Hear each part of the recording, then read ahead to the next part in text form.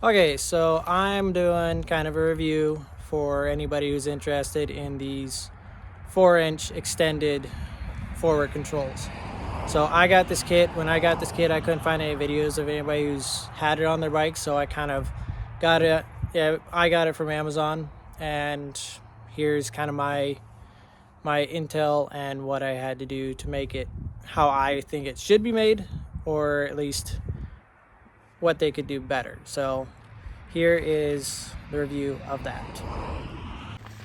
So off the bat, I do like how it's all machined, very nice, very pretty.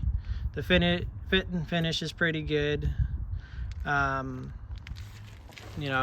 has its own brake reservoir, so you have to switch that out. Not too bad of an install overall. Number one thing that I noticed straight off the bat that I didn't like was the mount. So it has one there, and then one down here. Originally, this mounting bracket came all the way out to this hole and went straight out from this hole. So it stuck out way down here, and that was a drag point. So I was dragging that on the ground because it went straight out from this bolt all the way out to here, which makes your frame wider.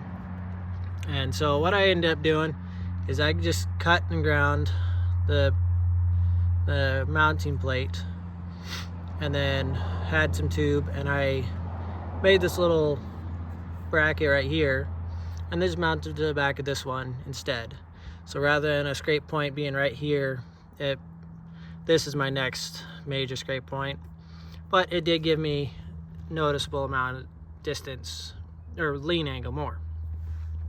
On this side, another thing, they don't have any kind of feeler or scrape or whatever you want to call it off these foot pegs. So I just drilled a hole in this and then shoved a bolt in and glued it in, just so that I'd have some kind of lean feeler, because otherwise you'll end up scraping the edge of your boot or scraping exhaust or something like that. So I just added that.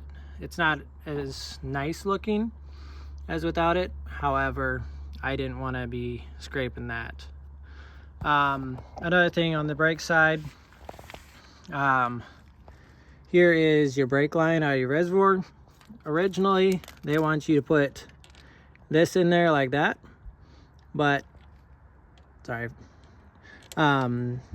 didn't like having these wires hanging straight out here, so I just put the factory bolt back in that spot. The bummer is my rib brake does not apply the brake lights, because that's what that is for. That's a pressure sensor, so when you apply your brake, it would turn on, or it'd activate your tail light.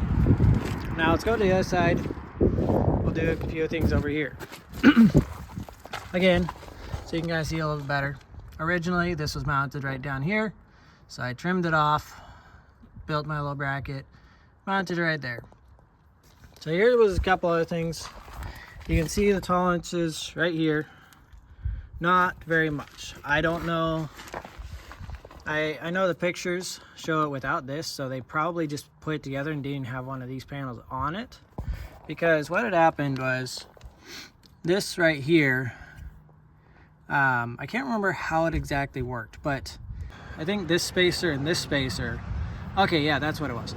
So this spacer was originally on the instructions put on this side. So this was way out here. And that doesn't work so good because the lever was in here. So I had to switch this little one right here for this big one to bring this out so I had clearance. The other thing that did, I'll see if I can do it. You can see my little socket right there. Because again, by moving this arm, so that spacer right there was over here and this one was on this side. So this was out here. But this rod was hitting the kickstand and stuff like that, so I had to use just a socket, drilled it out so I had enough room for the bolt. So that's one of the things. So that was the only way to get the clearance there. So poorly designed, because they must not have had a complete bike when they're doing that. So coming over to the lever here, so you can see this has a little spacer right there. It comes with a big spacer and a little spacer. Originally this one had a spacer about twice that size, and that brought this closer to, you know, line it up with this. And this little one was on the brakes, or the brake side, so this was lined up with this. However, you know, I don't really want to be resting my foot here and always be in front of this. So what I did is I cut one of these nuts down, or sorry, one of these bolts down, so I can have it shorter on this side and I can rest my foot on the outside of it. And then took the shorter spacer from that side and put it on this side again, so I can rest my foot on the outside.